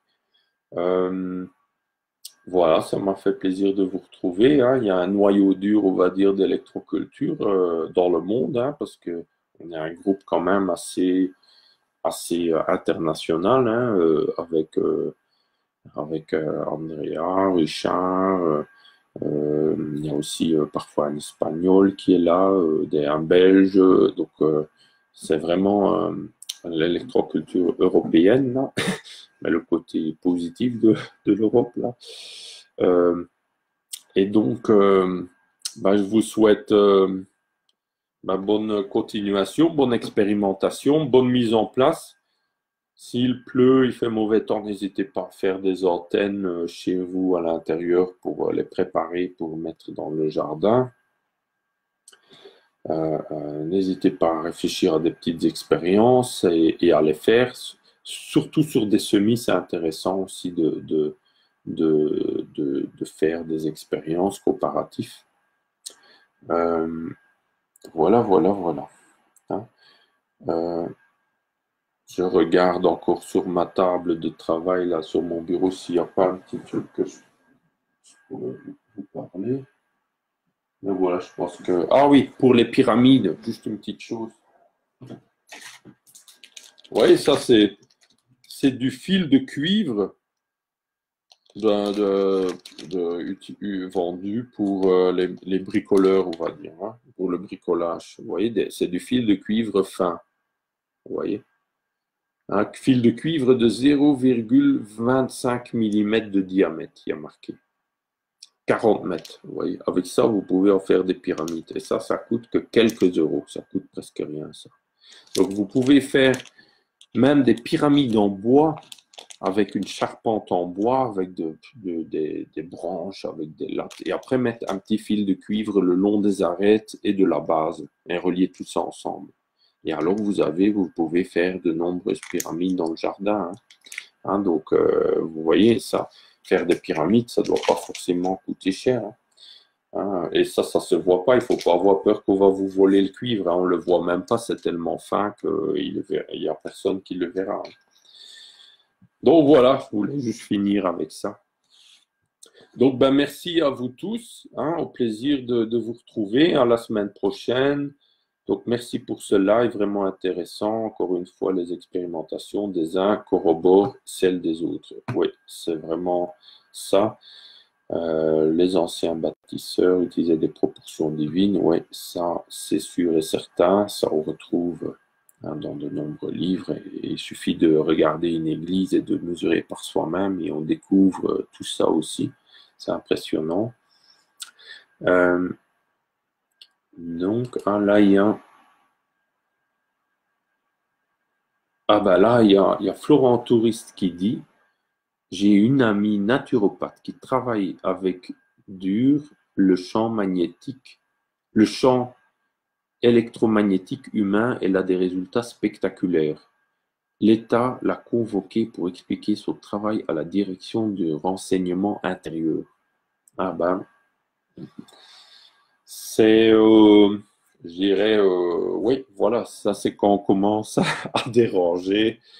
Euh, il faut faire attention. Je dirais, je vais dire pour rigoler, mais je lui conseillerais de mettre une pyramide sur la tête. Pourquoi? C'est parce qu'il ne faut pas être trop sérieux avec ces gens-là. Parce que sinon, on a des problèmes. Donc, qu'elle met une pyramide sur la tête et qu'elle dit beaucoup de bêtises autour des pyramides ou de même des choses très intelligentes, ils ne vont pas comprendre et ils vont la laisser tranquille. Ils vont dire, oh, on s'est trompé. Parce que si elle va commencer à essayer de les convaincre et à dire vraiment les choses qu'elle fait, là, elle aura des problèmes. Moi, je dis, hein. Il faut vraiment faire attention avec ces gens-là. Hein. Il faut vraiment tirer ça à la rigolade. Moi, un jour, j'étais arrêté par la gendarmerie au contrôle routier et, euh, et ils voulaient me mettre une amende. D'ailleurs, j'attends toujours l'amende, je ne l'ai jamais reçue. Et, euh, et j'ai parlé, et j'ai parlé. Alors, il voulait que je me taise. Alors, moi, j'ai dit, mais là, on est à côté d'une rivière. La rivière fait du bruit, l'eau coule. Ben, moi, je suis un humain, je parle. Et vous n'êtes pas obligé de m'écouter. Comme la rivière, elle fait du bruit, ben, moi, je fais du bruit aussi. Et vous n'êtes pas obligé de m'écouter. Si ce que je dis vous dérange ou n'importe, ben, vous n'êtes pas obligé de m'écouter, mais j'ai le droit de parler. Voilà. Et alors, j'ai dit mon avis sur plein de sujets. Et ça les a tellement dérangés qu'à un moment donné, ils voulaient se débarrasser de moi. Plusieurs fois, ils m'ont dit, ah, si vous continuez, on vous amène au poste. On vous amène au poste. Moi, je dis, pas de problème, on y va si vous voulez. Hein, parce qu'en réalité, ils disent ça pour menacer souvent, mais autre chose à faire, ils veulent juste engager des amendes et faire du business, on va dire, hein, collecter de l'argent. Ils veulent pas vraiment vous emmener au poste, vous voyez. Et si vous prenez beaucoup de leur temps, ils n'aiment pas du tout ça, hein. Vraiment, mais il faut prendre de leur temps intelligemment. Hein. Hein, il faut avoir le temps aussi. Et moi, souvent, j'ai le temps pour ça. Moi, j'ai le temps. Et donc, du coup, ben, je disais des vérités. Et il y en a un, des gendarmes, il m'écoutait attentivement et il était assez d'accord avec moi. Hein. Il n'avait pas l'air d'être pas d'accord. Hein. Et l'autre, lui, ça le dérangeait fortement. Parce que quand on dit un peu des vérités, on dit sa vérité, hein, on a le droit de s'exprimer, ben, souvent ça dérange. Hein, souvent ça dérange. Mais voilà, il faut faire attention. Hein. Maintenant, la dictature, c'est quand même un peu durci. Quand même faire attention. Mais voilà, je vous conseille quand même de faire attention avec toutes les structures étatiques dans le contexte actuel. Je dirais, il vaut mieux en rester le plus loin possible et de continuer à développer l'électroculture et toutes ces techniques alternatives. Euh, c'est comme si on construit une société alternative en parallèle à la société existante. Et petit à petit, la société ancienne, elle disparaît d'elle-même. Et on continue avec nos réseaux de permaculteurs, d'agriculteurs, de conservation, de techniques plus écologiques, naturelles, plus harmonieuses, de faire de la qualité. Et le reste, petit à petit, on n'entend plus parler. Je conseille même, si vous connaissez le pouvoir de la visualisation. Ah, j'allais finir, mais là, je vais finir avec ça. Ça, c'est un livre, là, vous voyez. Le pouvoir de la prière sur les plantes. Hein, voilà. Et là, je vais vous montrer. Regardez. Vous voyez là? Vous voyez là, ça, c'est des graines. Ah, attendez. Là, c'est les graines traitées. Ah, traitées, c'est que où on a prié positivement pour la germination de ces graines. Et là, c'est le témoin. Vous voyez la différence? Ça, c'est juste le pouvoir de votre pensée, de vos émotions. Vous voyez? Impressionnant, hein? Hein? Euh, Même une pyramide, on peut aussi avoir des résultats assez extraordinaires avec les pyramides, hein, mais vous voyez, vous avez des résultats encore plus extraordinaires avec vous. Vous voyez, avec vous, j'allais vous montrer là, vous, avec votre propre, avec vous, avec vos propres pensées, attitudes et, et, et ressentis, on va dire. Vous voyez ça? Voilà. Et ça, ça dérange, vous voyez. C'est pour ça qu'elle est convoquée là au ministre de l'Intérieur, parce que elle fait des choses intéressantes, vous voyez. Et ça, ils n'aiment pas. Hein, ils ne veulent pas qu'on fasse des choses intéressantes. Donc là, par exemple, donc ça c'est fait dans une école de psychologie de Los Angeles. Ils ont fait ce test. Où ils ont prié, voilà, pour des bons résultats sur ces plans dans la coupelle là, euh, où on voit que ça pousse bien, hein, et comparé aux témoins. Voilà. Donc c'est tout simple, hein. Donc imaginez-vous d'un champ, ça marche aussi sur des champs entiers, hein. Pensez pas que votre effet de votre conscience est limité au nombre de graines, par exemple, hein. Non, non. Je connais une dame, elle a visualisé chaque jour une pyramide sur son champ de maïs. C'était en Bretagne.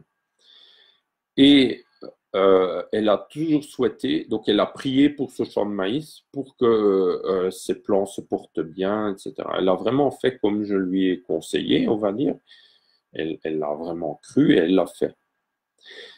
Et elle a jamais eu une récolte aussi bonne de maïs. Elle a plus que doublé la récolte qu'habituellement, hein. Plus que doublé.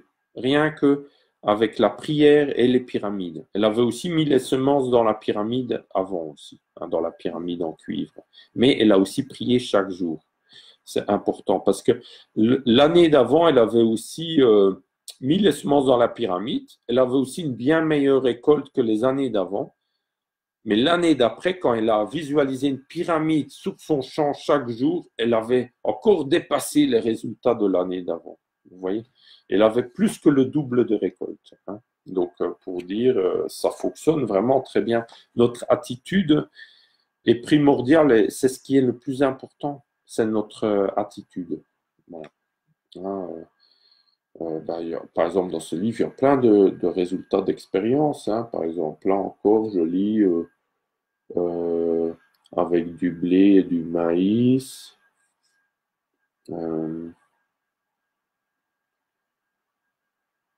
Voilà. Vous voyez, après là, les photos, on ne voit pas toujours bien, mais par exemple, positif, négatif. Ah oui.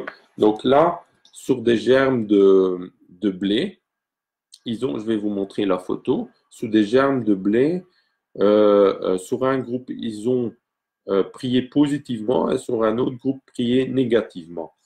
Regardez. Donc, vous voyez au-dessus, je ne sais pas si on voit bien parce que c'est. Je ne sais pas si on voit bien. Donc, au-dessus, là. Donc, là, au-dessus. Vous voyez, les germes sont beaucoup plus grands que là en dessous. Hein, que là, en dessous. Donc, là, au-dessus, les germes sont beaucoup plus grands. Donc, ça, c'est du blé.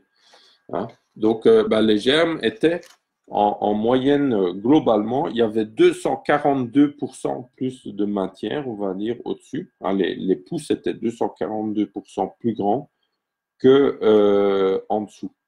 Hein, donc, vous voyez, c'est plus que le double. Hein. Rien qu'en priant. Hein. Après, il faut voir, on va dire, moi je dis ça souvent, hein, mais ça va un peu loin peut-être pour certains, mais que l'électroculture, tous les appareils, les pyramides, les antennes, tout ça, c'est aussi des outils qui amplifient notre intention de départ aussi et nos énergies. Donc si on a des bonnes énergies, ça va encore amplifier ces effets. Si on a des mauvaises énergies, ça va aussi les amplifier, mais en négatif. Hein. Donc c'est important de savoir ça parce que dans certains milieux ésotériques, comme on voit là, il y en a qui utilisent ça. On voit des pyramides partout, mais pas forcément pour utiliser en bien. C'est un outil, vous voyez, c'est un amplificateur. Donc, si il y en a qui font de la magie noire avec ça, même au niveau de l'État, hein, au niveau de la tête de l'État, Macron, vous avez vu à son investiture, à notre président, il faisait tout un rituel là, assez satanique. Euh, Près de la pyramide du Louvre, tout le monde se rappelle de ça. Ça, c'est très, très négatif, naturellement. Mais nous, on est là pour faire du positif. Et nous, on est là pour améliorer les cultures et on est là pour vraiment faire du positif. On peut faire du positif avec.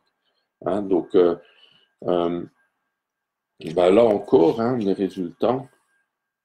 Et ça, ils n'aiment pas parce qu'ils savent très bien la puissance de la pensée Je ne sais pas si vous vous rappelez du président Sarko avant, quand ils ont sorti, quand certains individus ont sorti une poupée vaudou pour planter des aiguilles dans une poupée représentant Sarkozy, ben, il a fait retirer ça du marché très vite. Quand certains gilets jaunes ont fait des guillotines factices avec des poupées de Macron ou de Brigitte, ah ben, ils en ont même poursuivi, ils en ont même mis en prison des gilets jaunes pour avoir fait ça. Parce que symboliquement, même si vous ne le faites pas en vrai, symboliquement, c'est très puissant dans les esprits. Hein, donc, et s'ils contrôlent votre imaginaire, par exemple avec la télévision, avec tout ça, ils contrôlent le futur. Parce que c'est votre imaginaire qui crée le futur, hein, qui crée ce qui va se réaliser. Donc, s'ils veulent rester le maître, on va dire le maître de pouvoir sur vous et de la société et vous manipuler, ben, il faut qu'ils contrôlent votre esprit, votre imaginaire. Et donc, du coup, ils vous bombardent à travers la télévision, à travers même les réseaux sociaux, même Facebook, tout ça. On nous bombarde avec beaucoup de conneries, on va dire. Pourquoi? Parce que c'est pour contrôler notre imaginaire. Parce qu'on voit certaines images, après, ça travaille dans notre imaginaire, même si on ne veut pas. Et c'est important d'être conscient de ça parce qu'il faut remplir notre imaginaire avec du positif, avec des choses bien, pour créer du bien. Hein, si vous avez des bonnes intentions, vous êtes dans de bonnes énergies, vous allez inventer plein de bonnes choses. Hein. Voilà. Hein. Si vous êtes dans des mauvaises intentions, dans la peur, dans le stress, ben il ne va pas sortir beaucoup de bien. Hein. Vous voyez, c'est ça qu'ils font. Hein. Donc, il faut sortir de cet état d'esprit et rentrer d'un autre état d'esprit positif. D'un état d'esprit, on va dire, là, on est là sous le sujet de développer l'électroculture. Donc, on ne s'occupe pas des pesticides, on ne s'occupe pas du négatif, on s'occupe du positif, on met notre énergie là-dessus et on développe ça. Et petit à petit, ça prend la place du reste. Voilà. Donc là, vous voyez, là encore, hein, vous voyez les résultats, vous voyez. On voit bien, hein, là. Donc là, ça, c'est une prière. Ils ont prié que 25 minutes. Donc, c'est pas grand-chose. Hein. Vous voyez, là, 25 minutes dans la vie d'une plante ou dans votre vie, et vous avez tel résultat. Vous voyez, 25 minutes. Ils ont prié pour, là, je pense que c'est du blé. Je ne suis pas sûr, je vais essayer de vérifier où c'est noté ça. Voilà. Ah là, il ne se note pas, c'est un peu plus loin quelque part. Mais voilà, 25 minutes et vous avez tel résultat, vous imaginez. Après, en dessous, on voit aussi, là. Ouais. Attends. Voilà. Donc, avec 25 minutes de prière, il y a des résultats énormes comme ça. C'est quand même impressionnant. Hein, donc ça, c'est pour vous dire.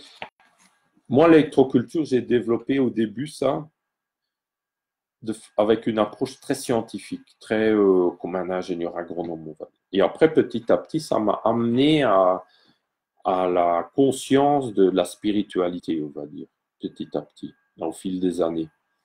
Et maintenant, je parle du pouvoir de la prière. Vous voyez, c'est quand même impressionnant. C'est au-delà de toute religion. On ne nous apprend pas ça à l'école, le pouvoir de la prière. On apprenait ça un peu dans les religions, mais même aujourd'hui, si vous allez voir un curé ou un imam où vous parlez de ça, il vous rit au nez. Il n'y croit pas lui-même parce qu'il ne représente plus rien. Il croit même plus à la spiritualité, il n'a pas la foi, vous avez peut-être plus la foi que lui. Alors, après, il y en a quelques rares exceptions qui sont vraiment dans la foi, on va dire, hein, et dans la prière, et qui ont conscience de ça, mais c'est très rare. J'ai pu rencontrer quand même quelques religieux très très bien, mais c'est vraiment très rare quand même hein, d'en rencontrer. Mais peut-être qu'un jour ça reviendra. On est tous quelque part, euh, en partageant nos témoignages, on s'entraide tous comme ça hein, à ces aspects spirituels, hein, mais les vrais, hein, pas du blabla. Là, je vous montre des résultats de la prière. C'est pas, euh, c'est pas je prie et je gagne au loto. Hein, non, ça n'a rien à voir avec ça. Hein. Là, donc, ouais, vous voyez ça. Et il y a même des articles scientifiques, alors je vous en parlerai plus tard, mais il y a des pays comme en Inde où ils font même des recherches scientifiques sur la puissance et les effets de la prière. Ici, ce serait impensable en Occident, en France, qu'à l'INRA fasse des recherches sur l'effet de la prière. J'en connais pas des recherches officielles françaises, mais en Inde, c'est un sujet qui est tout à fait sérieux, intéressant et qui est un sujet de recherche. Parce qu'il y a des techniques aussi de prière, c'est pas juste je pense à quelque chose. Oui, naturellement, ça agit aussi, mais il y a aussi des façons de penser. C'est comme les mots qu'on utilise, c'est très important. Ben, il y a des façons, des attitudes de penser qui sont plus efficaces que d'autres. Ben, imaginez là la dame dont je parlais qui prie une pyramide sur son champ, qui visualise. Donc, c'est des techniques de visualisation. Il faut vraiment le voir comme en vrai. Au mieux vous le voyez, au plus ce sera efficace. Et après, qui prie des énergies positives, qui encourage ses plantes et qui les rassure que tout va bien, même que c'est sec, ça va aller, un peu comme si on encouragerait ses enfants. C'est important ça. Et ça fonctionne, même si ça paraît assez, assez impalpable. On voit des résultats. Quand on ose y croire et qu'on le fait, on voit des résultats. Il faut vraiment oser y croire. Et dans notre société, parfois, on n'ose même plus y croire. Et c'est ça, il faut oser y croire dans ce côté positif. Voilà, la puissance des mots, Nicole en parle, là aussi, c'est très important. J'essaye d'ailleurs de faire attention aux mots que j'utilise aussi, parce que c'est important. J'ai pris conscience de cette importance aussi avec le temps. Les chants de la terre comme une prière. Oui, les chants à la terre, oui. Ben, il y a encore une tribu maya, maya ou indien, en Équateur, je pense. Et eux, tous les ans, ils vont déjà sur la pyramide faire un rituel avec leurs semences avant de les semer. Et ils chantent aussi dans leur jardin. Ils chantent vraiment pour aider les plantes à pousser. Donc il y a encore certaines tribus, certains groupes d'Indiens en Amazonie, en Équateur, qui font ça. Mais voilà, j'ai eu des témoignages de ça. Donc, c'est des connaissances ancestrales qui se faisaient et qui se font encore, mais naturellement pas beaucoup. Mais on peut retrouver ça et refaire ça par notre intuition, oser le faire. Et voilà, ça peut être très positif. Voilà. Donc, je pense que c'est une belle conclusion de parler des effets de ces recherches, des effets de la prière sur les plantes et pour nos jardins, pareil. Et pour notre entourage aussi. Si on prie tous l'un pour l'autre, ça nous protège aussi, ça nous aide tous. Mais je conseille naturellement de faire ça aussi. Au-delà de toute religion, ça n'a rien à voir vraiment à rien. C'est pas lié à une religion. Souvent, les religions, ils ont repris tous ces savoirs des anciens avant que la religion existait. Donc, avant que la religion ait été inventée, on va dire. C'est assez récent quand même, l'histoire des religions. Donc, voilà, je vous souhaite bonne nuit, parce que là, ça fait tard maintenant. Et au plaisir. Très bonne soirée à vous, très bonne nuit à vous, très bonne soirée, très bonne journée pour ceux qui m'écoutent dans la journée. Et bonne expérimentation. N'hésitez pas à continuer à partager vos résultats sur le groupe Facebook et en m'envoyant des mails avec des photos et vos résultats observations. C'est comme ça qu'on permet d'apprendre et de partager plus encore. Voilà. Merci, à bientôt. Au revoir.